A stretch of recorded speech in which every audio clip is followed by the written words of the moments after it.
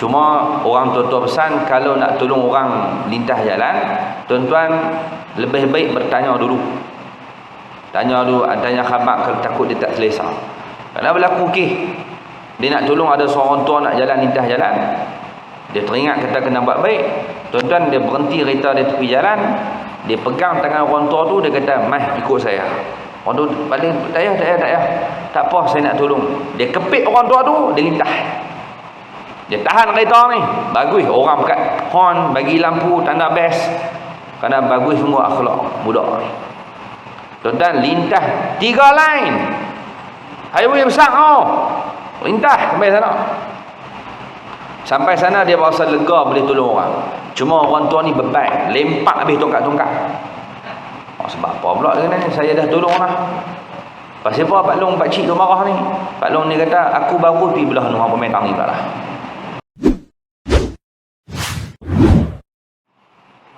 Pada minggu lepas kita dah bertemu dan kita ada sebut berkaitan dengan bagaimana Rasulullah SAW meletakkan Ramadan kepada 3 fasa, itu fasa rahmat, fasa keampunan dan fasa jaminan bebas daripada neraka Allah Subhanahu wa taala. Jadi minggu lepas kita dah baca dan sebut berkaitan dengan rahmat Allah yang maha luas, yang kita sangat harapkan daripada Allah. Dengan rahmat itu dapat kita hidup di atas muka bumi. Dengan rahmat itu dapat kita mati dalam keadaan yang baik, selamat daripada azab kubur, selamat daripada kekalutan pada mahsyar. Sekaligus dengan rahmat itu juga kita dimasukkan ke dalam syurga Allah Subhanahu wa taala. Jadi pada hari ini kita sambung, itu fasa yang kedua, bertepatan dengan hari ini, hari yang ke-11. Hari ini masuk fasa yang kedua. Malam semalam, malam yang pertama di fasa yang kedua, iaitu fasa Allah nak berikan keampunan kepada umat Nabi SAW.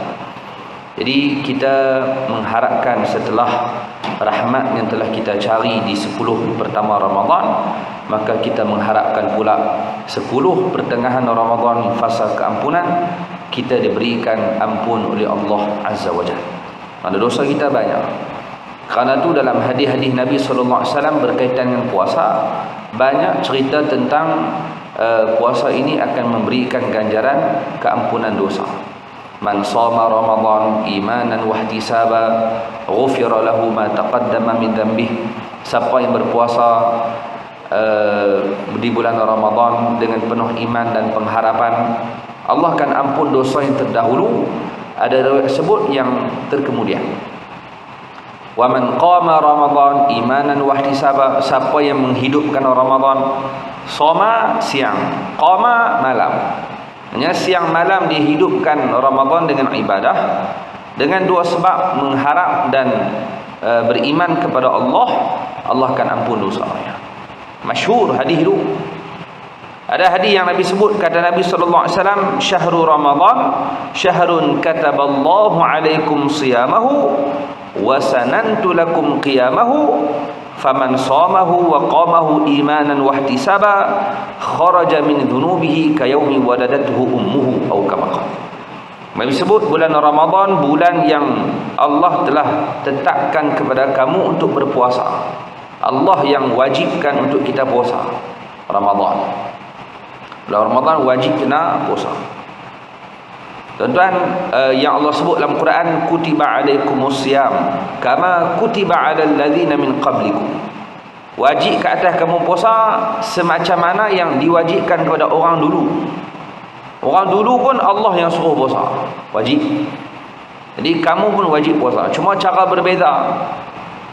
Ada ulama sebut Nabi Adam AS antara umat yang manusia yang diperintahkan berpuasa bagaimana yang diperintahkan kepada umat Nabi SAW.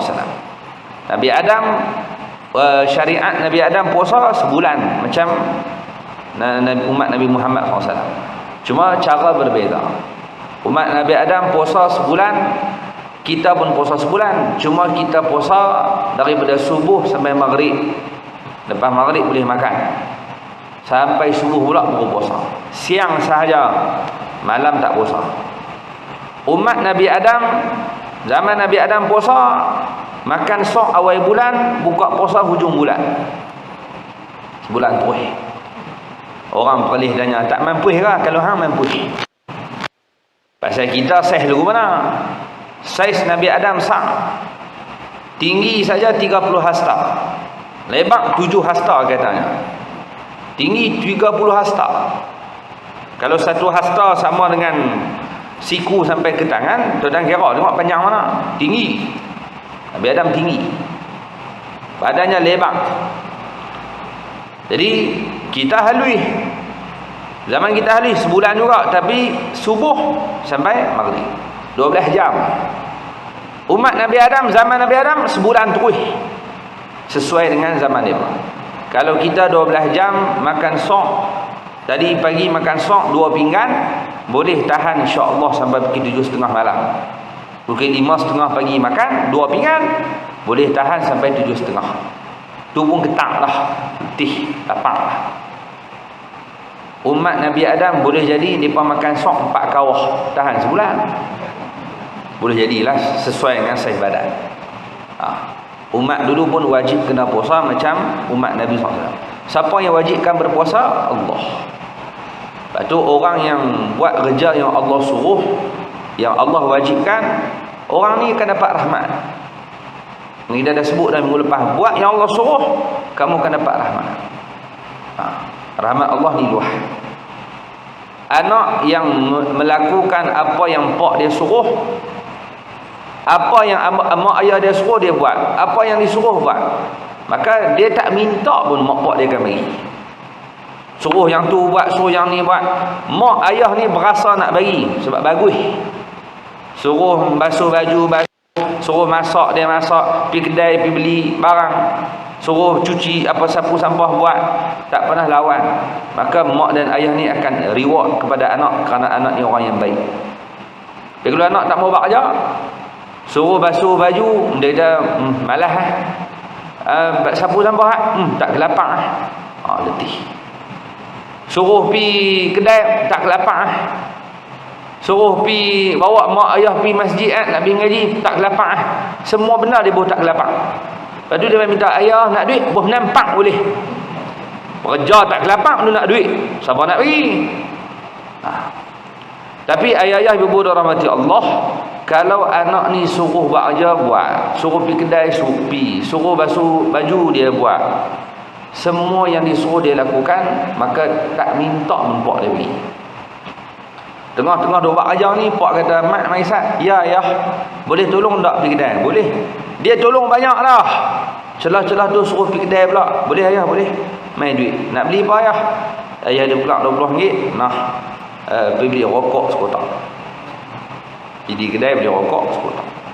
Sekotak katalah RM15. Tuan-tuan dan rahmati Allah, koklah dia nak kata kat ayah dia, ayah bulan puasa ni takkan nak isap rokok ni, tak dah. Dah ayah suruh beli. Bagus. Kayuh geret pergi beli rokok sekotak, balik ayah, ni rokok sekotak, ini baki RM5. RM5 baki. Ayah kata, "Omai rokok. Aku punya rokok omai. Ni RM5 ayah, ambil kang." Pasal apa?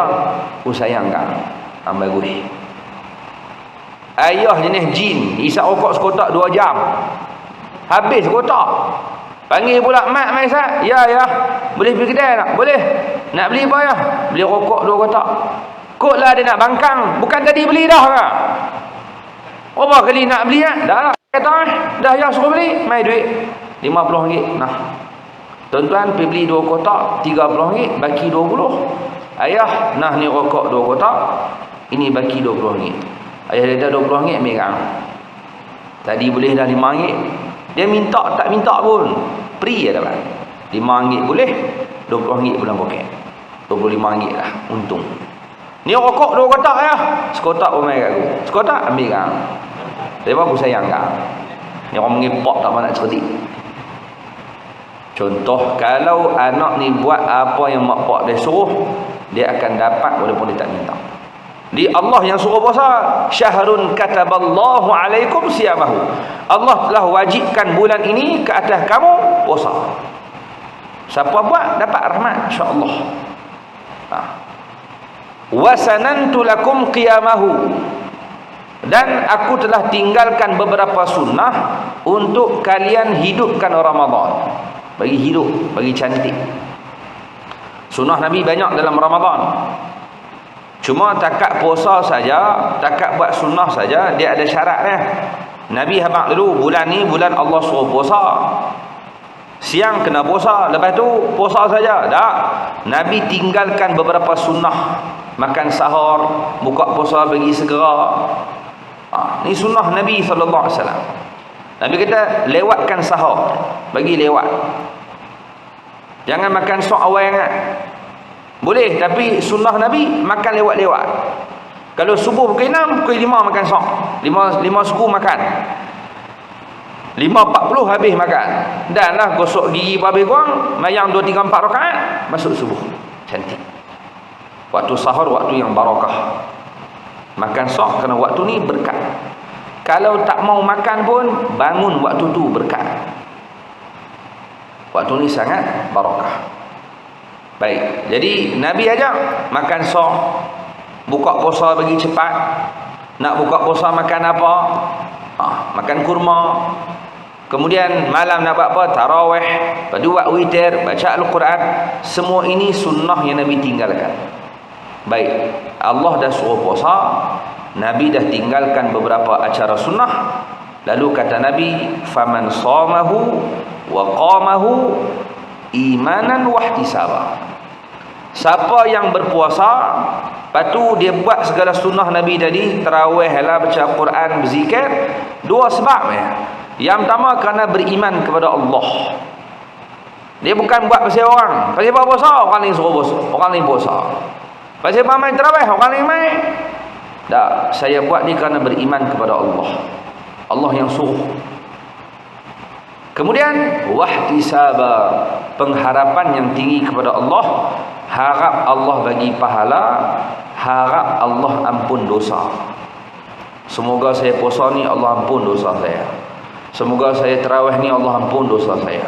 Semoga saya baca Quran ni Allah ampun dosa saya. Setiap perbuatan yang dia buat, dia harap Allah bagi pahala dan Allah ampun dosa.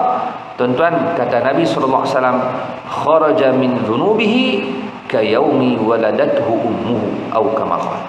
Dia akan keluar daripada belenggu dosa dia macam budak yang keluar daripada perut mak dia. Dosa kita belah mak. Kalau kira balik dosa dengan Allah saja, start pada balik ambailah menggunung. Berat. Dosa kita dengan Allah saja, belah mak. Oh, letih. Tak dan settle lagi dengan Allah, dengan mak pak kita. Dengan mak kita ada dosa. Kadang tak sengaja, kita tak sedar tinggi suara, kita tak sedar melawak kasar, kita tak sedar bahawa kita dah lukakan hati mak ayah. Kita tak sengaja, tak sedar dosa. Apatah lagi kalau buat sedar. Berapa lama duduk dengan mak ayah kita daripada kecil. Banyak dosa kita buat. Dengan mak ada dosa, dengan pak ada dosa. Tu dengan abang, dengan kakak, dengan adik-beradik. Tak bala tu masa kecil dah nikah dengan isteri pula. Isteri kita duduk tiap-tiap hari. Tuan-tuan, dengan kawan-kawan ada dosa tak? Ada. Dengan kawan kita bukan duduk 24 jam. Dengan kawan duduk lama-lama sekali baru jumpa. Kalau dengan orang yang lama-lama sekali jumpa pun ada dosa, tambah orang hak duduk 24 jam dengan kita. Bini kita, anak kita, banyak dosa. Dengan binatang, dengan pokok. Maksudnya dosa kita ni banyak. Jadi siapa yang puasa, siapa yang menghidupkan Ramadan, harap Allah ampun dosa dia. Apatah pula berada di fasa kedua, pengampunan, promosi pula. Dia buat sungguh-sungguh ni, harap Allah ampun. Nabi kata dia akan keluar daripada belenggu dosa tadi sebagaimana budak yang keluar dari perut mak, suci, tak ada dosa. Ni fasa pengampunan daripada Allah Subhanahu Wa Taala. Batu nak kena cari jalan. Minggu lepas kita bincang dah, cari jalan macam mana nak buat dapat rahmat. Beramailah buat macam tu, jangan buat macam ni kerana boleh mengundang laknat dan sebagainya. Tuan-tuan dirahmati Allah, ini masa untuk cari jalan supaya Allah ampun pula. Kena retiak supaya kita layak dapat pengampunan daripada Allah Subhanahu wa taala. Layak. Allah sebut dalam Quran, boleh ampun, Allah Maha mengampun. Innallaha la yaghfiru an yushraka bihi wa yaghfiru man duna dzalika liman yasha. Dalam Quran sebut Allah takkan ampun dosa orang syirik tu Syirik, sorry. Kalau buat kerja syirik pada Allah, ada benda lain boleh bagi manfaat, benda lain boleh bagi mudarat, ada keyakinan daripada benda tersebut, maka dia yakin ada benda lain daripada Allah boleh bagi manfaat, mudarat, ini adalah syirik. Kamu telah sekutukan Allah. Dosa syirik Allah tak ampun. Faham? Tapi Allah boleh ampun selain daripada itu. Selain daripada dosa tersebut Allah akan ampun. Syaratnya minta ampun dia.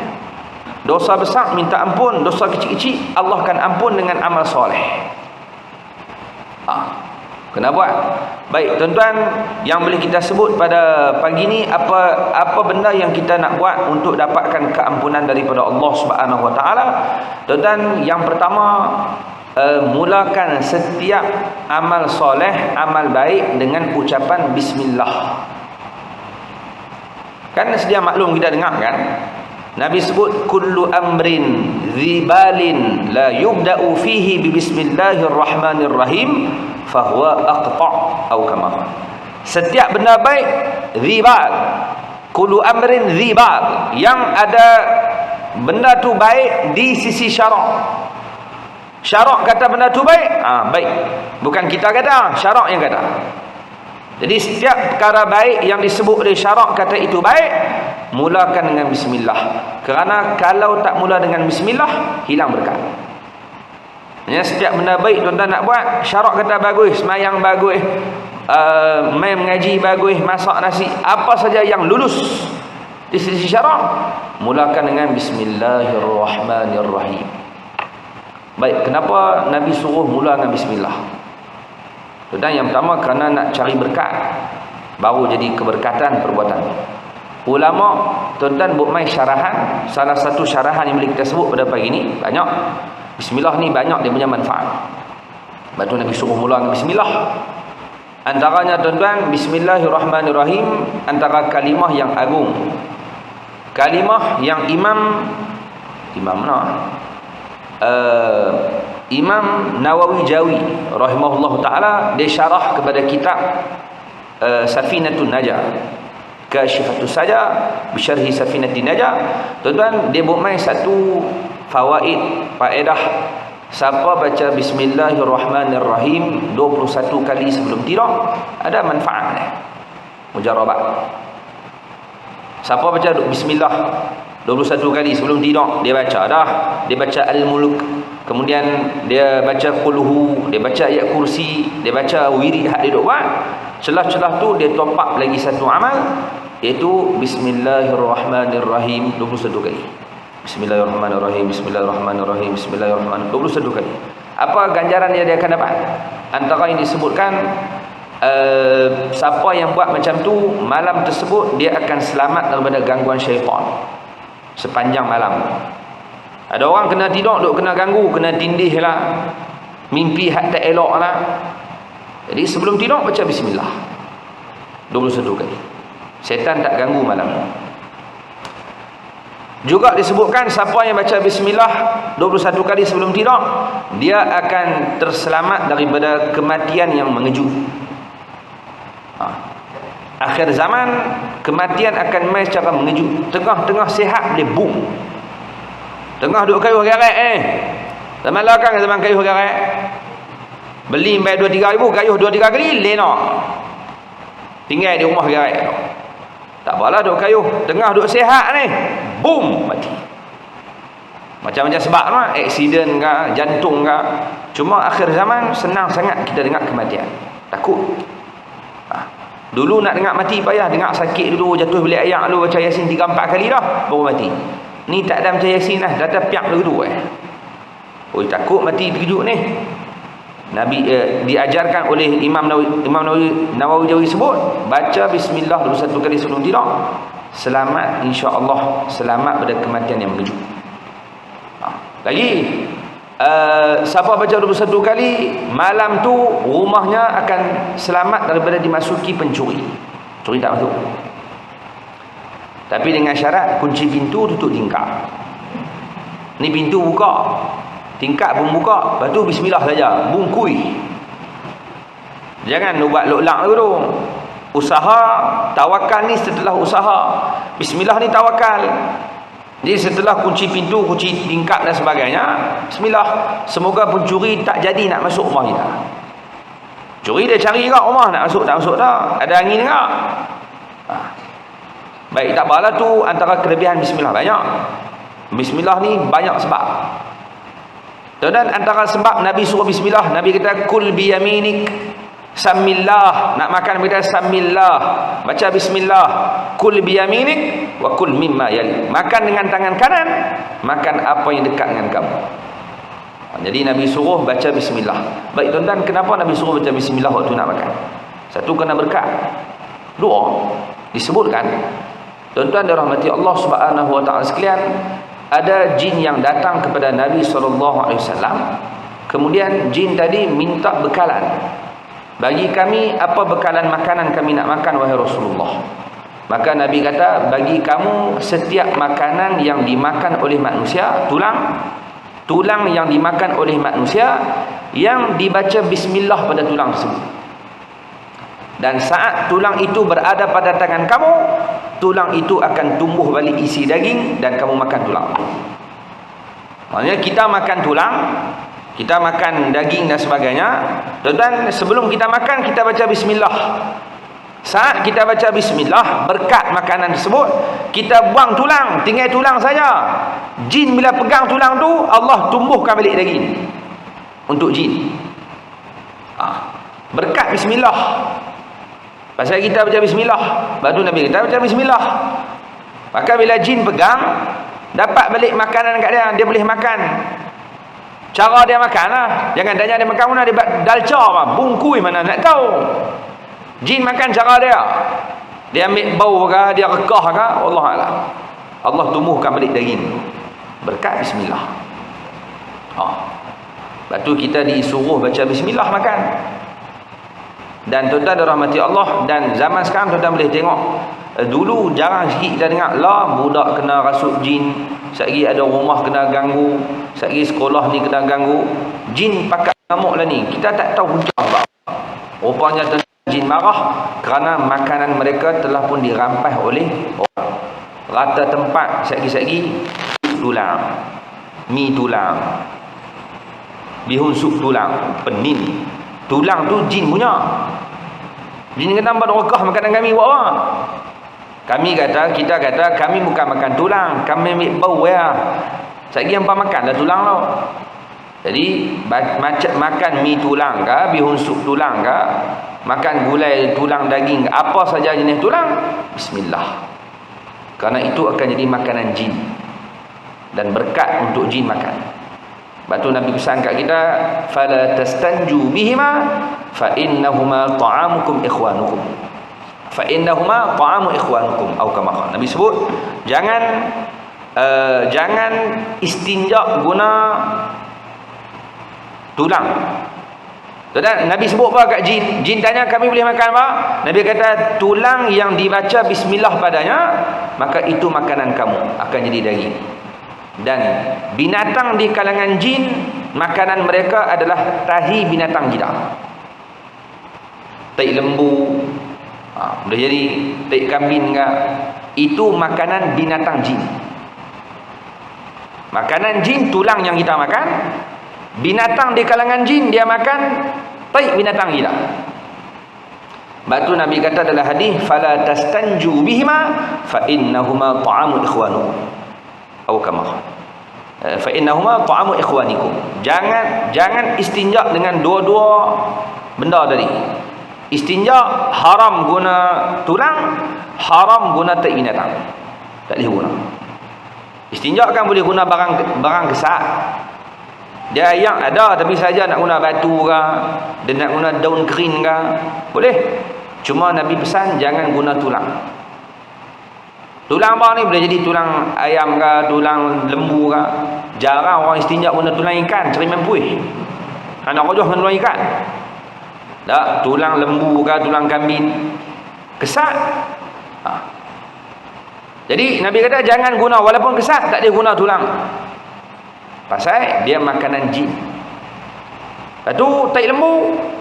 Ada boleh tak? Tai lembu kesat kerah. Dia jadi macam daun. Tai lembu hak kering, jangan hak lembek. Tai lembu kering. Dia dah kering dah. Jadi macam rumput, jadi macam daun, jadi macam kayu dah. Kesat tu. Boleh tak guna istinja? Haram. Nabi larang jangan guna tai binatang. Kenapa? Kerana tai binatang tu makanan binatang jin. Jangan duk guna buat istinja. Maka tuan-tuan dan rahmati Allah Subhanahu wa taala sekalian, jadi situ pun boleh faham dah kalau makanan jin pun tak boleh guna untuk istinja, makanan binatang jin pun tak boleh guna untuk istinja, apatah lagi makanan orang. Ni dia tanya ustaz, roti menggali boleh tak istinja? Elok. Ingat bos kaya. Jadi dalam hadis tersebut cerita pasal tulang yang dimakan oleh manusia saat baca bismillah, maka jin boleh tumpang manfaat. Bismillah, berkat dia berlambak. Situ dapat berkat, sini dapat berkat. Cuma yang poin kita nak sebut pada pagi ini, ibu-ibu, ayah-ayah dirahmati Allah Subhanahu wa taala sekalian, ada ulama sebut dalam perkataan bismillah ada 4 kalimah. Bismi Allah Ar-Rahman Ar-Rahim. Ada 4. Bismillahirrahmanirrahim ada 4 kalimah. Jadi 4 kalimah ni ada makna. Yang pertama kata ulama, makna pertama 4 kalimah ni adalah Allah nak lindung daripada manusia daripada diganggu oleh syaitan daripada 4 arah. Dengan sebutan bismillahirrahmanirrahim, syaitan tak boleh mai goda melalui 4 arah. Quran sebut setan dia boleh mai pada depan, dia boleh mai pada belakang, dia boleh mai pada kanan, dia boleh mai pada kiri. Atas bawah dia tak boleh mai. Atas tempat turun rahmat dia tak boleh mai daripada atas. Bawah tempat tawaduknya umat juga dia tak boleh ganggu. Orang yang tawaduk, orang yang rendah diri, setan pening kepala. Pasal dia duduk bawah, dia merendah diri. Setan pening nak goda macam mana tak boleh. Pasal dia duduk rendah, dia tak boleh mai pada bawah. Tapi depan, belakang, kiri, kanan, dia boleh mai. Dengan bacaan bismillahirrahmanirrahim, 4 arah tadi Allah akan lindung. Tu berkat bismillah. 4 arah tadi. Tuan-tuan baca bismillah nak tidur, setan tak boleh ganggu. Dia tak boleh nak mai. Tuan-tuan masak, tuan-tuan naik kereta, tuan-tuan kita buat apa pun bismillah. Berkatnya perbuatan tadi kerana bismillah, kerana tidak ada gangguan syaitan, Allah jaga. Tahu? 2 poin kita nak sebut pada pagi ni, ada ulama sebut juga 4 perkataan, 4 kalimah dalam bismillahirrahmanirrahim dengan makna Allah nak berikan keampunan kepada 4 tempat manusia buat dosa. Kita berdosa pada 4 keadaan. Bila? Pagi. Yang pertama kita buat dosa di siang hari. Yang kedua kita buat dosa di malam hari. Yang ketiga kita buat dosa pada waktu berseorangan. Dan yang keempat kita buat dosa ketika ramai-ramai. Baik, siapa boleh habaq dia terlepas daripada salah satu ni. Maksudnya kalau duk seorang-seorang dia tak buat dosa, duk ramai-ramai boleh tak buat dosa. Siapa boleh habaq? Siang hari dia tak buat dosa, malam dia tak buat. Siapa boleh angkat tangan kata saya tak buat dosa? Mana ada? Semua manusia berdosa. Ada dosa kesalahan dia buat kecil besar, mesti ada dosa. Siang ada dosa tambah malam. Siang tengah duk puasa ni pun ada dosa kita buat. Dosa mata, dosa telinga. Tengah puasa tu, tambah malam tak puasa, lagi berlambak. Kalau duk ramai-ramai macam ni pun boleh buat dosa pada Allah, tambah duk seorang-seorang. Siapa pun tak nampak, lagi mudah kita buat dosa. Jadi bismillahirrahmanirrahim, 4 kalimah yang ada dalam perkataan bismillah, ada ulama sebut pemurah dan penyayangnya Allah, pengampunnya Allah. Kalau kamu minta ampun, dia akan ampun 4. Kamu buat siang hari, Allah nak ampun. Kamu buat malam hari pun Allah akan ampun. Kamu buat seorang-seorang pun Allah ampun. Buat ramai-ramai pun Allah ampun. Syarat dia, mohon ampun pada Allah. Kerana Allah Maha Pengampun. Ini fasa pengampunan. Jadi kita nak keampunan daripada Allah, walau tang mana pun kita buat dosa, tapi kalau kamu minta ampun, Allah akan ampunkan. Kerana Allah Maha Pengampun. Lepas tu dalam hadis ibu-ibu yang dirahmati Allah Subhanahu wa taala sekalian, dia yang pertama baca bismillah, dia sebut macam mana nak buat bagi dapat keampunan. Baca bismillah, minta ampun kepada Allah. Amalkan banyak, sebut bismillah ni jangan tinggal. Setiap benda buat baca bismillah. Dengan pemurah dan penyayangnya Allah, kita akan dapat keampunan daripada Allah Subhanahu wa taala. Jadi kerana Allah Maha Pengampun, dosa banyak pun tak ada masalah. Janji minta ampun ni. Allah tahu kita ni banyak dosa. Allah tahu. Sebab tu tuan-tuan dirahmati Allah, ibu-ibu yang dirahmati Allah Subhanahu wa taala sekalian, Nabi sebut pada hadis, kata Nabi, ittaqillaha haitsu ma kunta. Bertakwalah kamu kepada Allah walau di mana kamu berada. Takutlah kepada Allah, di mana pun kamu duduk, takut. Kena takut kepada Allah. Ya, Islam mengajarkan umat supaya takut pada Allah. Tuan-tuan, bila takut pada Allah, tak berani buat jahat, tak berani buat dosa. Dalam hadis tu, mula Nabi kata takutlah pada Allah di mana pun kamu berada. Kemudian Nabi sambung, wa atbi'il hasanati sayyi'at tabhuha. Maaf, wa atbi'is sayyi'at al hasanat tabhuha. Maksudnya, ikutilah setiap kejahatan yang kamu buat dengan kebaikan, kerana kebaikan tadi akan tampung balik, ampun balik kesalahan kamu. Wa atbi'il hasanati wa atbi'is sayyi'atil hasanati tabhuha. Ikutlah setiap kejahatan yang kamu buat tadi dengan kebaikan, kerana kebaikan akan memadamkan balik kejahatan. Baik, mula Nabi kata takutlah pada Allah, jangan buat dosa. Takutlah pada Allah. Tapi Nabi tahu mesti buat juga umat. Kita takkan terlepas pada dosa. Jadi Nabi tahu kita ni akan melakukan dosa kesalahan, maka Nabi pesan kat kita, ikutilah setiap kesalahan kamu dengan melakukan amal kebaikan. Tahu dah memang hang buat dosa ni, maka jangan selesa dengan dosa tadi, cepat-cepat buat baik. Gaya tersedar, Allah silap buat baik balik. Sedekah, baca Al-Quran, selawat. Kerana kebaikan yang kamu buat tadi akan padam balik dosa kamu. Maksudnya Nabi tahu kita ni takkan terlepas pada dosa. Lepas Nabi suruh buat baik. Jadi setelah kita baca bismillah lebih kurang, kemudian banyakkan buat baik. Tuan-tuan main mengaji pagi-pagi di Matin, sedekah, jamu orang buka puasa, semua tadi kebaikan yang akan menghapuskan balik kesalahan. Allah akan hapus dosa dengan melakukan amal kebaikan. Lepas tu jangan peremehkan kebaikan walaupun kecil. Walaupun simple je kebaikan tu, jangan premeh buat. Walaupun simple je nampak macam tak ada apa, tak, nama kebaikan, silat-silat Allah boleh ampun dosa sebab buat baik. Ada orang dia buat premeh, benda simple kecil.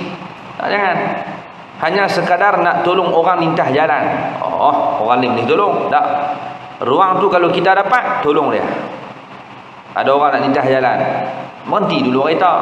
Kalau orang tua, tolong pimpin jalan.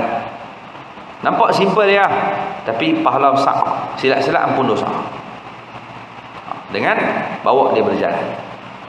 Cuma orang tua-tua pesan, kalau nak tolong orang lintah jalan, tuan-tuan lebih baik bertanya dulu. Tanya khabar kalau takut dia tak selesa. Kerana berlaku dia nak tolong, ada seorang tua nak jalan lintah jalan, dia teringat kata kena buat baik. Tuan-tuan, dia berhenti kereta di tepi jalan, dia pegang tangan orang tua tu, dia kata, "Mai ikut saya." Orang tu paling tak payah. Tak apa, saya nak tolong. Dia kepit orang tua tu, dia lintah. Dia tahan kereta ni. Bagus orang kat horn, bagi lampu, tanda best. Kerana bagus semua akhlak budak ni. Tuan-tuan, lintah 3 line. Highway besar lintah sampai sana. Sampai sana dia berasa lega boleh tolong orang. Cuma orang tua ni beban, lempak habis tongkat-tongkat. Sebab apa pula dengan ni? Saya dah tolong lah. Pasal apa Pak Long, Pak Cik tu marah ni? Pak Long ni kata, aku baru pergi belah rumah pementang ni pula lah. Ingat senang nak lintas bilang tu. Rupanya orang tua tu lintas di sana, dia hantar balik main belah ni. Beban orang tua. Tanya dulu, Pak Cik nak pergi sana ke? Nak pergi jom. Jadi jangan buat amal sia-sia. Tanya dulu kebaikan. Lepas benda tu remeh, ada cicak atas kapal. Tuan-tuan ada RM1 nak sedekah kat orang, bagi jamu budak-budak beli coklat. Yang benda simple ya, tapi boleh menghapuskan kesalahan yang kita pernah buat. Lepas tu Nabi sebut dalam hadis, ikutilah setiap kejahatan yang kamu buat dengan kebaikan, kena boleh ampun dosa. Tu lagi apa boleh buat? Tuan-tuan, bismillah banyak-banyak, kemudian banyakkan buat amal kebaikan. Lagi apa lagi Nabi sebut dalam hadis? Kata Nabi SAW, siapa yang ambil wuduk di rumah, kemudian dia berjalan, man tatahhara fi baitihi thumma masya ila baitin min buyutillah. Siapa yang bersuci di rumah, kemudian dia bergerak ke rumah-rumah Allah Subhanahu wa taala. Maksudnya bersuci siap di rumah sekali dengan wuduk, kemudian dia berjalan ke masjid. Masjid rumah Allah Subhanahu wa taala, surau ke masjid untuk melakukan solat fardu yang telah ditetapkan Allah. Zuhur ke, asar ke, maghrib, isyak, subuh. Contoh zuhur sehari pukul 1.20. Pukul 1 dia ambil wuduk, bersuci siap-siap, start motor, main berjalan di masjid nak sembahyang zuhur berjemaah. Yang Allah wajibkan zuhur, asar ke, maghrib ke, isyak. Dengan syarat berwuduk siap-siap di rumah, main sembahyang. Nabi kata, satu langkah Allah ampun dosa, satu langkah lagi Allah angkat darjat. Maksudnya dengan berwuduk di rumah, kemudian datang ke masjid, ke rumah-rumah Allah Subhanahu wa taala, ibu-ibu, ayah-ayah kita mengundang keampunan daripada Allah Azza wa Jalla. Satu langkah Allah ampun dosa. Berapa langkah mai? Daripada rumah nak main masjid, berapa langkah? Saya tak pakai langkah, saya naik motor. Berapa kali buzin? Daya tu. Maknanya kamu bergerak mai ke masjid untuk tunaikan kefarduan, Allah akan ampun dosa. Dengan syarat wuduk di rumah. Lepas tu ibu-ibu, ayah-ayah dirahmati Allah, tiap-tiap hari Ramadan kita nak main masjid, pastikan ambil wuduk siap-siap di rumah, jangan ambil kat masjid. Masjid sedia tandah, sedia bilik air. Ini habuan emergency. Emergency ya. Nah, kalau sampai-sampai nak terberak, habis berak. Dah masuk dah masjid, terkentut, habis. Maksudnya dah sampai masjid, dah siap nak sembahyang, berasa nak terkencing, habis kencing, ambil wuduk lagi. Maksudnya sedia tu untuk kecemasan ni. Kalau tak ada apa, terus sembahyang. Hak jadi masalah lah, mai hari Jumaat masjid penuh tangkulah. Sebab apa? Sebab hak mai semua nak main di masjid, padahal rumah pergi masjid kan. Hak lagi teruk, bil ayak rumah dia sikit.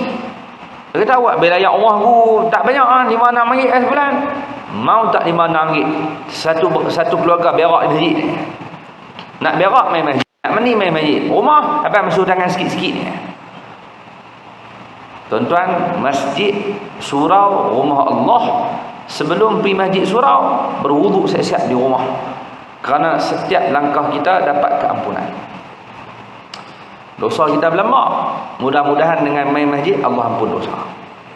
Banyak.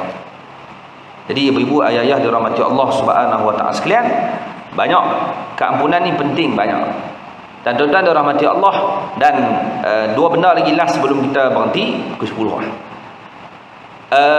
Hadis yang kita dengar betapa pengampunnya Allah Subhanahu wa taala berkaitan dengan seorang lelaki yang membunuh hampir 99 orang. Masyhur hadis itu. Nabi kata ada seorang lelaki pada zaman dulu. Nabi cerita dalam hadis, Nabi kata ada seorang lelaki zaman dulu. Nabi tak sebut nama. Tu adab akhlaknya Nabi. Dalam hadis tadi kita baca, ittaqillaha haitsuma kunta wa atbi'il sayyi'atil hasanat tamhuha wa khaliqin nas bi khuluqin hasan. Berakhlaklah dengan manusia dengan akhlak yang baik. Nabi suruh buat baik dengan manusia ni dengan akhlak-akhlak yang cantik. Salah satu akhlak baik Nabi, tuan-tuan, bila Nabi nak cerita pasal buruk orang, Nabi tak sebut nama. Nabi kata ada seorang lelaki pada zaman dulu, sampailah tak tahu siapa dia, umum ni, tak abang. Tuan-tuan nak cerita pasal orang, jangan abang nama kampung ni. Abang nama satu kampung sudah lah. Ada seorang lelaki di satu kampung, di satu taman. Nama tak tahu, nama taman tak tahu, nama dia pun tak tahu. Orang tak boleh tangkap. Ni abang siap, ada taman sekian-sekian, rumah dia bumbung biru. Orang dapat tangkap lah. Jangan sebut detail, sebut umum tak apa, ambil pengajaran. Lah dia buat dosa, iyalah, tapi dia nak bertaubat lah. Jangan sebut khusus, sebut umum. Nabi ajak seorang lelaki di satu kampung dulu, tak tahu nama, siapa dia tak tahu. Nabi kata dia telah melakukan dosa besar, iaitu membunuh hampir 99 orang. Tuan-tuan, bunuh orang tak ada sebab, ni dosa besar. Dosa besar. Kamu telah membunuh darah orang Islam, darah orang yang tak sepatutnya kamu bunuh. Ni dosa yang sangat besar. Dia bukan seorang, 99 bunuh. Tuan-tuan, bunuh kucing tak ada sebab pun dosa, cuma bunuh orang. Ada binatang yang boleh bunuh, ada binatang yang tak dibenarkan, tak sunat bunuh. Jangan duk bunuh tak ketahuan. Tuan-tuan, apatah lagi orang, dia bukan seorang, 99 bunuh 99, dosa berlambak. Cuma satu hari mai perasaan nak bertaubat, minta ampun. Lalu dia pergi tanya orang kampung, ada tak siapa-siapa yang boleh saya mohon ampun, nak tanya soalan. Tuan-tuan, orang kampung kata, Nuh, pergi tanya rahib. Pergi tanya seorang rahib pedri yang reti dalam ahli kitab. Ambil tanya dia ni orang yang reti lah, cerdik. Tuan-tuan, lelaki ni pergi tanya rahib, wahai rahib, saya ni dah bunuh 99 orang, boleh ataupun tidak saya nak bertaubat? Tuan-tuan, rahib tu kata tak boleh. Tak boleh. Senang-senang dia jawab tak boleh. Seorang minta ampun kat dia, bukan minta maaf kat hang. Dia tanya, boleh tak saya minta ampun kat Tuhan? Rahib kata tak boleh. Hang bunuh kat 99 orang dah, senang-senang bunuh 99 orang, tiba-tiba minta ampun senang-senang. Siapa nak bagi ampun? Sorry, kamu takkan dapat keampunan. Tuan-tuan, ini dalil rahib ini jawab dengan nafsu, bukan dengan ilmu. Marah, kita pun marah. Hang buat jahat teruk-teruk, minta ampun. Nafsu kita takkan ampun. Cuma isu dia minta ampun ke Allah, dapat tak dapat? Allah maha mengampun, kita mungkin tak, tapi Allah boleh ampun dosanya. Individu, peribadi, ya kita payah nak maaf, tapi Allah maha mengampun. Rahib ni jawab dengan nafsu, kamu takkan dapat keampunan. Jahat bunuh 99 orang. Tuan-tuan, dia dah dengar tak boleh dapat keampunan, maka dia buat keputusan bunuh rahib bagi cukup 100. 99 payah kira, hang orang ke 100 bunuh pula. Dah lalang tak boleh minta ampun, buat baik pun tak guna. Saya ni jahat, nak berubah, kalau berubah pun tak dapat keampunan, baik dosa dah berubah, buat jahat terus, tak ada manfaat berubah. Dia bunuh pula, mati rahib ni 100 orang. Tuan-tuan, dah 100 orang dia bunuh. Lepas tu main berasa pula, silap pula, aku nak bertaubat, yang pergi bunuh orang buat apa? Tanya balik orang kampung, ada tak siapa-siapa yang boleh saya jumpa lagi, nak minta pendapat, nak minta pandangan. Dia berkata, Nuh, ada seorang alim, ada seorang tok guru, hampir tanya dia jumpa tok guru, saya dah bunuh 100 orang, boleh tak saya dapat keampunan daripada Allah? Tok guru ni kata, boleh, Allah maha pengampun, boleh. Dalil tok guru ni jawab dengan ilmu, bukan dengan nafsu, bukan kerana takut, bukan kerana nafsu, dengan ilmu. Tuan-tuan, apa dalil kata tok guru ni jawab bukan kerana takut? Kerana dia main tanya umum, saya dah bunuh 100 orang, kemudian boleh tak saya dapat keampunan? Tok guru ni juga boleh. Hadis tak cerita pun, lelaki ni main tanya tok guru, saya nak abang terus terang lah ni, tadi saya pergi jumpa rahib, Saya tanya dia, saya dah bunuh 99 orang, boleh tak saya dapat ampun? Rahib tu kata tak boleh. Maka saya bunuh dia bagi cukup 100. Lah saya nak tanya Tok Guru pula. Saya dah 100 orang lah, boleh tak ni? Tok Guru nak boleh, terima mampu. Dia dah, oh tak boleh, mampu pula aku. Maksudnya dia bukan main tanya ugut, dia main tanya soalan umum. Saya dah bunuh 100 orang, boleh tak dapat ampun? Dia tak cerita pun kisah tadi. Jadi Tok Guru ni jawab, bukan saya takut. Kalau kata tak boleh, tak kira aku pula kena. Boleh awak tak boleh pula. Tak. Bukan dengan takut, dengan ilmu. Kerana Allah Maha mengampun. Boleh, Allah boleh ampun dosa kamu. Jadi tuan-tuan dirahmati Allah Subhanahu wa sekalian, cuma Tok Guru ni kata kat dia, kamu kena berubah, kamu kena tunjuk tanda kamu berubah, kena pindah hidup kampung lain. Kalau duduk sini kamu buat dosa, kamu kena pergi kampung tempat orang buat baik. Jangan duduk kampung ni. Kampung ni suasana dia ajak kamu buat benda tak baik. Kamu kena pergi kampung sana. Sana ada kampung orang yang rajin pergi masjid, rajin semayang, hampir duduk celah-celah dia. Akan jadi orang baik. Dan situ dalil nak ajak kita nak taubat, nak minta ampun pada Allah, kena ada usaha berubah ke arah baik. Kalau dulu tak semayang, lah kena mula semayang lah. Kalau dulu kita tak tutup aurat, lah kena belajar tutup aurat lah. Ni mulut saja kata taubat, tapi tak buat apa pun. Kamu kata kamu minta ampun pada Allah, tapi duk buat agak. Tak ini. Kamu kena bergerak, kena tunjuk tanda kamu berubah nak buat baik.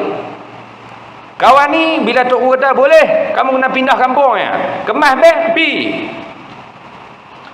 Tuan-tuan, dalam perjalanan tak ada sampai lagi kampung sebut, takdir Allah mati Pak Long ni. Mati dia. Mati belum sempat buat baik. Tak ada buat baik, mati dia.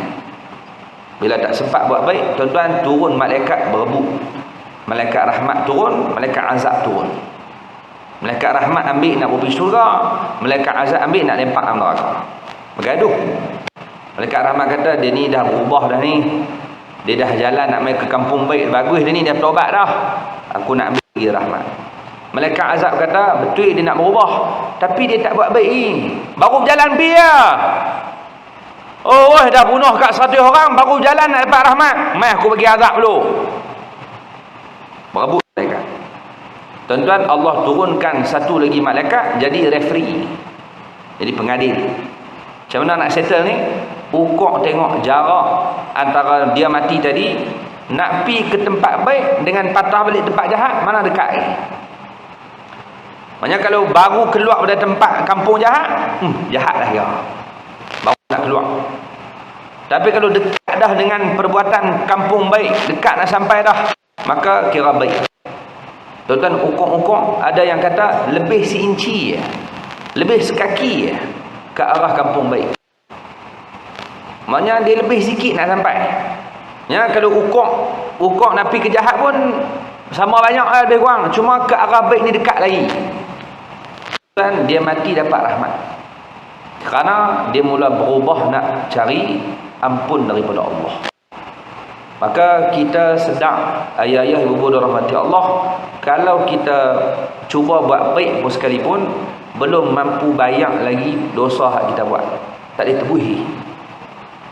Kalau dosa kita selama 40 tahun, kita memerlukan lebih gali ganda 40 tahun untuk tebus. Pasal 40 tahun dulu buat dosa. Tuan-tuan, umur contohlah 15 sampai umur 30 kita buat dosa. Umur 30 baru nak tobat. Tuan-tuan, 15 tahun kita buat dosa, kita nak cover balik 15 tahun tak boleh. Kerana daripada umur 30 ke atas duk buat dosa ni. Kok lah 30 tak buat dosa dah. Dah. 30 buat dosa cuma koi korang. Setiap saat dalam hidup kita mesti ada dosa. Pahala korang. Kalau nak tebus dengan minta ampun, rasa macam tak ada. Tapi cukup sekadar mula berubah nak ke arah baik. Mula tinggalkan perbuatan yang tak elok. Mula nak buat baik, insya-Allah Allah akan ampun dosa. Dosa kita banyak. Jadi ibu ayah dirahmati Allah, dan yang terakhir yang boleh kita ini ada hadis diceritakan Nabi sebut, kata Nabi SAW, man ahabba liqa Allah ahabba Allah liqa'ahu. siapa yang suka untuk bertemu dengan Allah, maka Allah pun akan suka untuk jumpa dengan dia. Wa man kariha liqa Allah karihallahu liqa'ahu. Siapa yang tak suka untuk jumpa dengan Allah, maka Allah pun lagi benci nak jumpa dengan dia. Siapa suka jumpa Allah, Allah suka jumpa dia. Siapa tak suka, Allah lagi tak suka. Baik, tuan-tuan, saja nak tanya dalam masjid kita pada pagi ini, siapa yang suka nak jumpa Allah sehari lepas Zuhur? Angkat tangan, nak rendam dalam kulah ni. Apa boleh angkat tangan? Saya rasa saya suka jumpa dengan Allah ni. Siapa ready dah nak mati? Masuk jumpa Allah ni matilah. Ya, saya suka anytime pun tak apa, sebab saya dah ready dah. Saya orang baik. Siapa boleh angkat tangan tengok? Gambar lah. Saya pakat dengan haji 3-4 orang. Kami tahu nak rekah ke mana. Nak pergi mampu gambar lah. Siapa boleh angkat? Saya sedia dah jumpa dengan Allah. Tuan-tuan, aci kerak jari. Kalaulah malaikat main tanya kepada orang tua umur 90. Patutnya 70 piak dah. Nabi kata 60-70. Ni terlepas main 90. Malaikat main kata, Pak Long 90 dah ni. Boleh kami ambil nyawa kot? Tuan-tuan, agak-agak dia kata ambil pergi. Dah, umur dia 90 dah. Dia kan kata apa? Ya, saya tahu umur saya 90. Saya dah lebih kat 20 tahun dah. Tapi boleh tak saya nak minta bagi dan raya dulu. Nak raya dah ni. 2 tahun kami tak raya ni, pandemik. Tahun ni pada cucu boleh balik kampung, boleh jalan, boleh raya. Jadi bagi raya dulu kot noh. Malaikat pun tengok kesian orang tua ni. Tak apalah, malaikat kata raya ketiga saya mai. Sambut raya lupa makan lemam makan ketupat. Seronok raya ni, raya ketiga terlupa. Duk balut, duk buka ketupat ni, malaikat mai. Allah mai pula dah. Malaikat kata, Pak Long, raya ketiga dah ni. Boleh kot noh. Pak Long ni kata, ala-ala raya haji pula kot. Duk tunda tu. Nak mati je lah tu. Dia tahu dia akan mati dalam masa terdekat, tapi kalau boleh nak tunda. Tunda sikit. Pasal apa nak tunda? Tuan-tuan, pasal kita tahu kita ada benda lagi tak settle. Nak kena pohon ampun sungguh-sungguh, nak kena taubat dulu, nak kena betul mana tak betul, baru nak boleh mati. Jadi maksudnya kalau nak minta, kalau nak suruh mati pukul 3 lagi tak mau.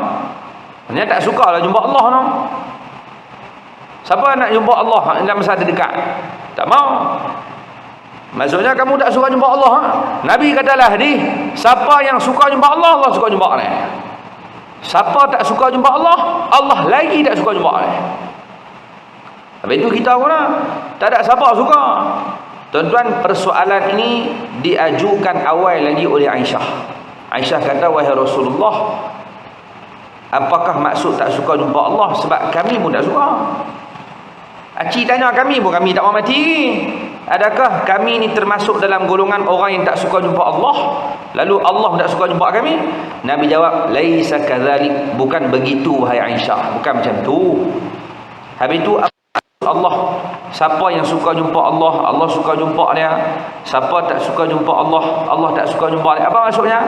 Nabi sebut, al-mu'min idza busyira bi rahmatillahi wa ridwanihi wa jannatihi ahabba liqa Allah fa ahabba Allah liqa'ahu. Orang beriman waktu dia nak mati bertemu dengan Allah Subhanahu wa taala, tuan-tuan, mereka akan dapat khabar gembira.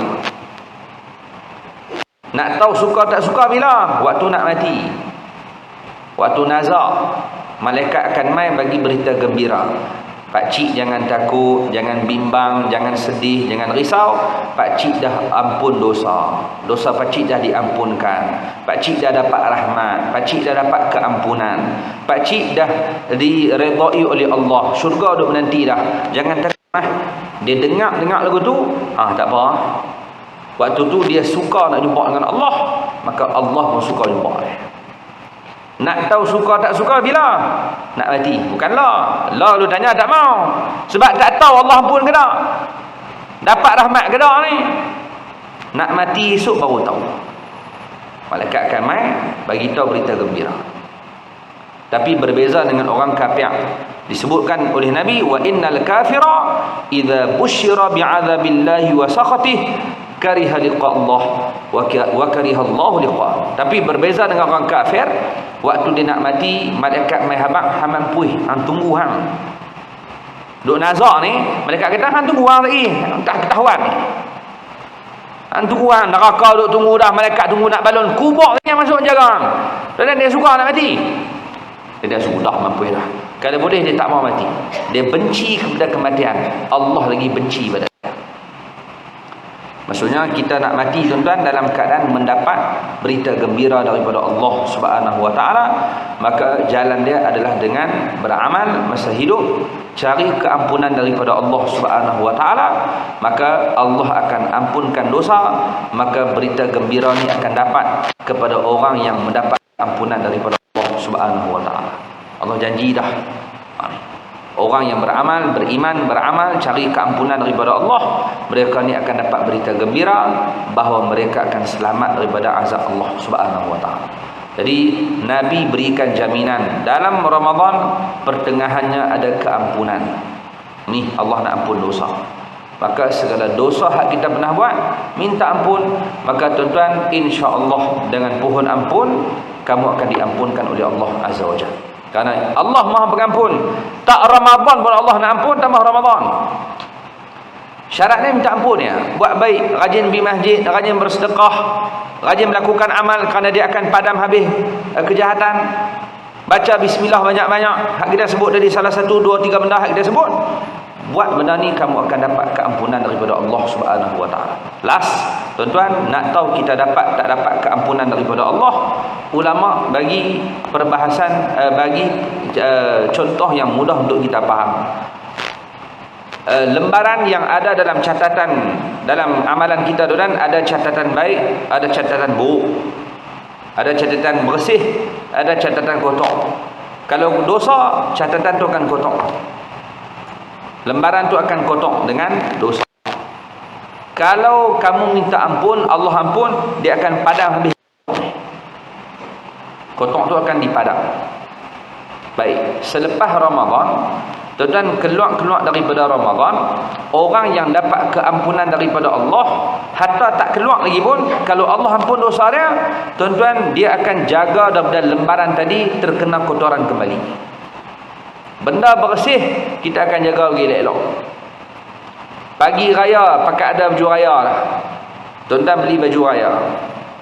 Dah beli baju raya tersebut, kita akan jaga pada kena kotor. Sebab baru pakai. Oi, jaga elok, bersih elok. Makan sate ku ujuh-ujuh. Takut mercik kuah.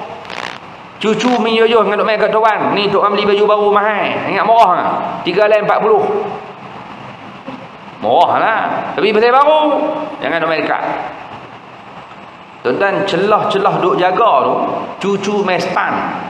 Terbang atas kepala ke, beretuh, habis kuah kacang. Kuah ketupat renang habis. Kenalah mercik sikit. Tengok-tengok, oh mercik lah. Tuan-tuan nak biar? Tak. Pi cuci ni. Pi basuh. Sebab baju baru. Kena kotor sikit, kita basuh cepat-cepat lah. Takut melekat. Beza dengan baju kotor. Pomen, tukang pomen kereta, baju dia penuh dengan minyak hitam, penuh dengan tanah, teruk dah baju dia. Dan tiba-tiba anak dia main makan ais, main lap kat sebelah pak nak marah. Tak apa, kotor dah. Orang main tengok kata dia menerak tu, dah tak tu. Koklah nak gabus sikit-sikit, tak ada gabus lah. Kotor dah. Baju yang kotor, bila kena kotoran yang baru, dia takkan rasa pun kotor. Memang kotor lah. Tapi baju yang bersih, saat kena sedikit saja kotoran, dia akan merasa tu adalah kekotoran yang sangat banyak. Tu beza. Orang yang dapat keampunan, selepas dia buat dosa, dia akan rasa bersalah sungguh.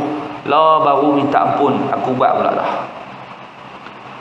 Dia akan merasa bersalah. Pasal bersih dah. Bila kena kotor, dia akan rasa kotor balik. Tapi kalau benda tu kotor dah, maksudnya Allah tak cuci pun, tuan-tuan, dia buat dosa baru pun, dia tak rasa lah tu dosa. Kerana kekotoran tu tak ada kesan pun. Memang kotor lah. Buat pergi tak ada apa. Lepas tu ada orang dia boleh keluar rumah tak pakai tudung, perempuan, tanpa rasa tu satu kesalahan. Kotor. Ada orang dia boleh tinggalkan solat dengan sengaja sebab dia berasa tu tak ada apa. Pasal apa? Kotor banyak kan. Main kotoran baru pun tak ada masalah apa. Tapi orang yang hatinya bersih, sekali je tak semayang, tu pun mesti terlena. Lena tidak ada. No. Dia makan sok ke 5 suku tadi 6 5 minit baru masuk subuh, 5.40 ngantuk lah, 5 tidak salah. Lena 5 setengah petang baru jaga. Gila. Tu bukan terlap, tu mereloh orang ni. Kalau terlap gagah habis. 5.45 Lena, 5 setengah petang baru jaga. Tu dia subuh tak mayang, zuhur tak mayang. Bangun-bangun menyesal tak kira ni. Astagfirullah, apalah ubat ni. Padahal bukan sengaja tinggal, dia akan rasa salah. Itu masih ada sinar. Tapi kalau sengaja tak semayang, tak berasa apa, itu tanda lembaran kamu terlalu kotor dengan dosa. Jadi gunakan kesempatan fasa keampunan daripada Allah berada di fasa kedua bermula pada hari ini. Tuan-tuan, buatlah amal kebaikan mencari keampunan daripada Allah, kemudian jangan tinggal minta ampun. Sebab tu antara benda yang Nabi pesan kepada kita, perbanyakkan dalam Ramadan 4. Yang pertama Nabi kata banyakkan la ilaha illallah, bagi banyak. Masuk Ramadan 4 kalimah ni bagi banyak. Itu kamu mengaku tiada Tuhan yang berhak disembah melainkan hanya Allah. Asyhadu an la ilaha illallah. Kemudian yang kedua, astaghfirullah, banyakkan istighfar. Nabi sebut kan, banyakkan istighfar dalam Ramadan. La ilaha illallah, astaghfirullah. Dua ni bagi banyak. Banyak tak banyak? Tuan-tuan nak tahu banyak? 300 ke atas. Senang. 200 tak banyak Meratik la ilaha illallah, la ilaha illallah. Baru 200 setengah, sikit. 280, sikit. 295, sikit. 300, banyak. 300 baru boleh sembang banyak. Jadi meratik la ilaha illallah ni, bahasa kasarnya, ibu-ibu selagi tasbih tak putih, pulas bagi putih.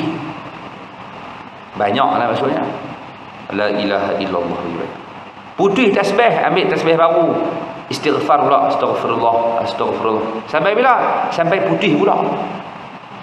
Bagi banyak pula.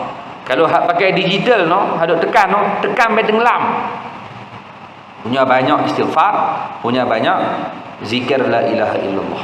Siapa buat dua ni akan undang redha dan rahmat pada Allah. Bagi banyak. 2. 3. Minta syurga banyak-banyak. Allahumma inni as'alukal jannah. Ya Allah, bagilah ke aku syurga. 4. Wa a'udzubika minan nar. Ya Allah, selamatlah aku daripada neraka. 4 benda ni Nabi kata bagi banyak dalam Ramadan. La ilaha illallah, astaghfirullah, as'alukal jannah, wa a'udzubika minan nar. Setiap kali berdoa, duk saja-saja zikir, 4 ni jangan tinggal. Ucap la ilaha illallah, lepas tu sebut astaghfirullah, minta syurga, minta lindung dari neraka. Baik, salah satunya istighfar. Nabi pesan kat kita minta ampun. Siapa minta ampun, Allah akan ampunkan dosa. Dan dengan kelebihan istighfar, tuan-tuan, Allah sebut dalam surah surah apa? Tak ingat. Allah sebut dalam surah Nuh. Surah Nuh ayat yang ke-7 kalau tak salah. Surah Nuh juzuk yang ke-29. Surah Nuh juzuk 29. Tuan-tuan, Allah sebut berkaitan dengan kelebihan orang yang istighfar. Bukan ayat ke-6, ayat ke-10. Surah Nuh ayat ke-10. Faqultu astaghfiru rabbakum innahu kana ghaffar. Istighfarlah kepada Tuhan kamu, minta ampunlah kepada Tuhan kamu, kerana sesungguhnya Dia adalah Maha Pengampun. Dan siapa yang rajin istighfar, dia akan dapat 4 kelebihan yang Allah akan bagi. Yang pertama, yursilis samaa alaikum midrara. Allah akan turunkan hujan dengan lebat yang mencurah-curah, hujan rahmat.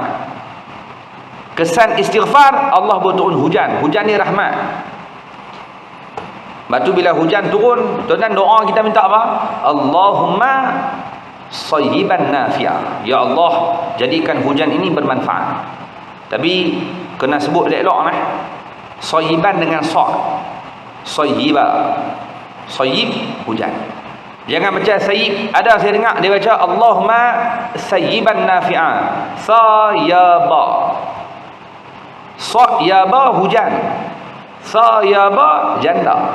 Hujan turun. Allahumma sayyiban nafi'a. Ya Allah, bagilah janda bermanfaat kepada aku. Bini dia amin, bungkui. Orang pergi elok dengan dia minta sayyib, minta sayyib. Hujan turun rahmat. Sebab istighfar, hujan turun satu. Sebab istighfar. Wa yumdidkum bi amwal. Allah akan memperbanyakkan harta kamu. Rezeki murah dengan sebab istighfar. Besar istighfar. Minta ampun di dalam Ramadan, fasa keampunan. Tuan-tuan, kita bukan dekat dapat ampun, bukan dekat Allah pun dosa. Banyak lagi manfaat dapat. Allah buat turun hujan, harta bertambah. Allah akan tambah kekayaan kamu berlipat kali ganda dengan sebab istighfar. Wa yumdidkum bi amwal. Allah akan tambah harta bagi banyak. Wa banin. Allah akan perbanyakkan pula anak pinak zuriat kamu. Bukan banyak, anak jadi. Kami tak mau istighfar Ustaz, awak sebab kami umur 65 dah, takkan nak kena beranak pula. Bukan maksud umur 65 beranak, maksudnya zuriat kita jadi ramai, cucu kita pun ramai, anak menantu kita pun banyak, boleh beranak banyak, mudah bersalin.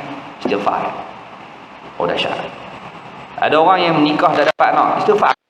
Ni salah satu istighfar, Allah akan bagi anak kat kau. Allah bagi hujan turun, Allah bagi harta kamu bertambah, anak pinak kamu ramai. Kemudian kata Allah Subhanahu wa taala, wa yaj'al lakum jannatin wa yaj'al lakum anhar. Dan kebun, Allah akan jadikan bagi kamu sungai dan kebun-kebun yang diberikan kepada kamu sungai yang mengalir di bawahnya. Ni satu ganjaran yang besar akan diberikan oleh Allah, kesan daripada orang yang rajin istighfar. Jadi 4 kalimah Nabi sebut tadi, la ilaha illallah, astaghfirullah, alukal jannah wa a'udzubika minan nar. Salah satunya minta ampun, kerana Allah Maha Pengampun.